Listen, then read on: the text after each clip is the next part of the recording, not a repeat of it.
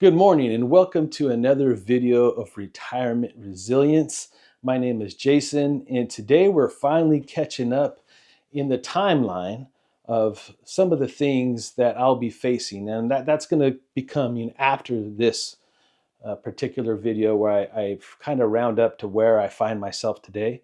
I'm going to try to do this in a timely manner because I know I don't want people to feel like they have to consume 20 or 30-minute videos here. But real fast, I left off talking about going to the blind center and learning skills, and I did that. Today's video is about false hope. And when you're dealing with mental health, depression, chronic depression, this could happen very easily. And as I was going through this process, I met so many wonderful people. One of my closest friends today, the ones that I talk to and open up the most to, and we do some passion projects, which we'll be talking about later. I met him there. And he's been a solid rock for me over the years. And I learned a lot from the staff. I learned a lot from the organization, and I was there. I was there for quite a few years, and then fast forward just a little bit, and the pandemic hit, and my whole plan through the state was to actually attempt to go back to school and learn a trade. I told you that YouTube, really pulled me out of a hole. YouTube was amazing for that. And I wanted to maybe look into video editing, audio-based recording, podcasting. And I found a couple of classes and certificate programs that maybe I could go invest in and see where that took me. But that process was quite long and quite struggling, especially with a visual impairment. And at this point in time, technology was changing fast, and I was learning so much about technology, not only as it was changing, but as how it pertained to people with low vision. And needless to say, the world caught up to us in 2020, and an opportunity came about. People at the center, they knew my story, obviously, shared it, they recorded it, it's online. Um, I could share it with you at someday, maybe, and you guys could even look it up and see the story. And I'm on their website and such. And you know, they offered me a temp job. It was a contract that came because of the pandemic. It was the Pandemic Unemployment Assistance Program, and we teamed up with another blind agency out of Wisconsin that subcontracted and said, hey, we have an opportunity for like 3 months. It's a way for you, if you have people that are trained enough, to come on and run this call center and help us do this thing. They approached me right away. I was ecstatic. I mean, just for the opportunity, right? I mean, again, false hope. And I took it. I said, sure, let's do it. And there was this whole speech given about, how this could change the direction of the blind center and the blind community. This could be the opportunity for this area that we've needed forever. And you guys get to be a part of that. It's important. Your success is going to be our success. This whole great spiel, right? We were all sitting there, a group of us, and we were all extremely motivated. And we dove right in, and yeah, we picked it right up. A lot of us were being very successful. The person that launched was getting ready to have a baby. He was my assistive technology instructor. So he knew what I was capable of, but he also knew my whole background in management. He came up to me and was like, hey, do you think you could manage this for me? And I'm like, sure. Well, that 3-month project turned into a year and a half. It was more like 18 months, right? It was 18, 19 months, about a year and a half that contract lasted before they finally shut that program down and we caught everything up and they ended it. But, in a lot of ways, they were correct. It opened up other doors, and we had a few other smaller contracts, call center work. And I was not liking the call center work, but I was told that this is going to open up doors for me to do some of the things that I felt like I wanted to do. Podcasting, I could start doing podcasts for the center, which I did, and that I could do more outreach and help people because I love giving back. I love helping people. I love feeling like I'm impacting someone's life in a positive way, sharing my story, encouraging them. So I went down this road, and this road, this path that I found myself on, um, leads me to where I'm at today. 6 years. It'll be 6 years in June. June of this year will be 6 years that I've been at the Blind Center. I manage several different contracts. I'm currently managing one, a federal contract from the government, through another organization or a tie into the government that actually settles these contracts for people who are blind. Um, but it's not a clean contract. What I mean by not a clean contract is a law out there called, or something that's it's in the government, called the Ability One program. It's not an Ability One program contract. This was a trial run for 5 years. We're on our fourth year, and it's not an Ability One contract yet. And I was informed a lot of things are happening. Contracts, grants are disappearing. My boss finally told me the Ability One thing is not looking promising, so I'm on a timeline, and that timeline could be 3 months, could be a year. I could have another year. I could have another 3 months. I've already lost 10 hours a week.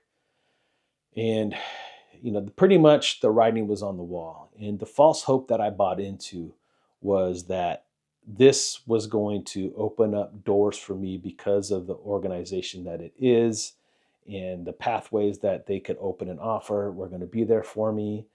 And by all means, I'm not mad or bitter at them whatsoever. They've been wonderful.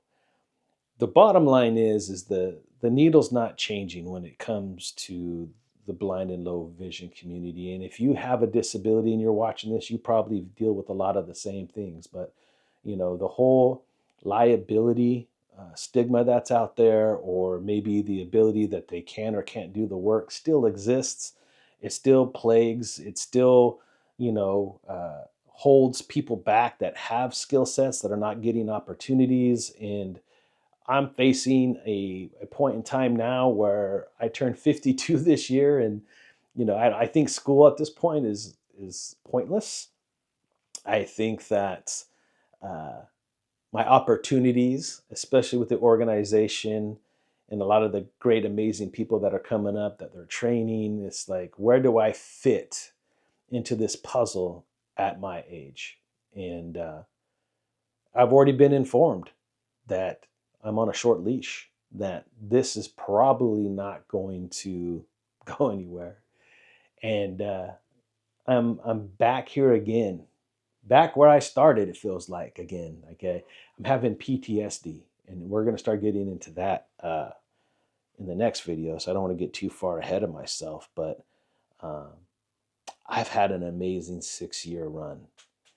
This opportunity allowed me to really give my daughter the support that she needed as she entered in junior high, in the pandemic and the things that she had to deal with as a teenager in that time. And now she's graduating, and I'm so proud. And I've been able to do things that maybe I thought I couldn't do for her because of it. And I'm just so thankful, to first and foremost. I am truly thankful to the agency and the opportunity, but I know that's going to be coming to an end sooner than later.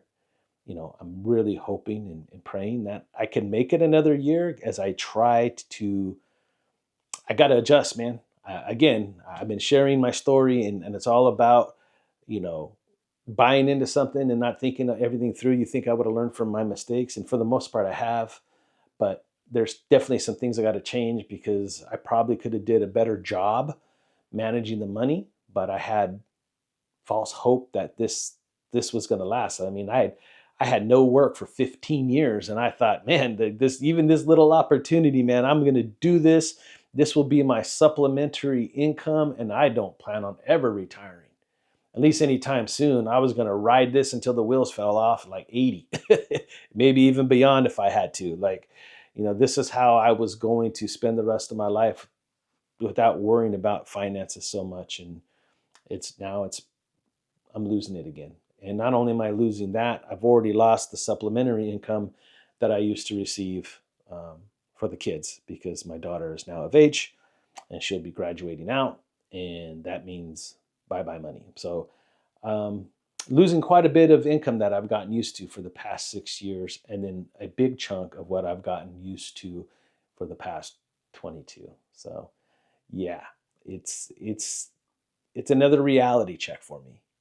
But this is where we're at. We are officially caught up with how I was forced into retirement at the age of 29, some of the trials and tribulations of the things that led me to this moment where I'm facing it down to the barrel of the gun again. But now we're going to start talking about some of the things that I've learned over the past 22 years and how I'm going to go back into the past to bring back some of the patterns and stuff I created for myself, the resilience I showed to keep fighting and pulling through and implement them and share them with you and kind of go over my budget, kind of go over my mental health, go over my physical health, because there's a whole new element here of I'm not 30 anymore. I'm now in my 50s and things are already changing because of some of the illnesses I have. So there's a lot for me to discover. There's a lot for me to go through. There's a lot for me to prepare for in the near future. Like I said, this could happen in months or this could happen in a year. Either way, it's happening. And so this is the reality I'm dealing with. So as I go through that process and break some of the thoughts and the things down that I know that will help me, I'm going to share it in hopes that it helps you in your personal journey, as maybe you were forced to retire early, or you're thinking about retiring early, or you are in your retirement age and you finally come to that point and you're still trying to figure that out, that process out, what that looks for. How could you save money? How can you change some things in the patterns of your life to kind of help you to enjoy the rest of your life peacefully? That's what I'm hoping to bring to the table from not only my experiences, but now entering into a time and age of my older years, the back half of my life, and how I want that to look and be with my kids and my grandkids. So, anyways, as always, I just really appreciate your ear. Thank you for listening. I'd love to hear down in the comment section down below your thoughts, maybe where you're at. If there's anything that you need to ask me about my journey, about my process, I'm here. I'm willing to answer some of the vision stuff. But if truth be told, this is not about my vision. This is more about retirement in my life. Like the vision stuff is part of it for sure. It's secondary though. It's just something that's become me. It doesn't hold me back. But anyway, I appreciate you guys. I appreciate you guys watching. Hit that subscribe button. Remember, retirement is not the end. It's just a test for who you're going to become next. This is Retirement Resilience. I am Jason, and I will see you in the next video.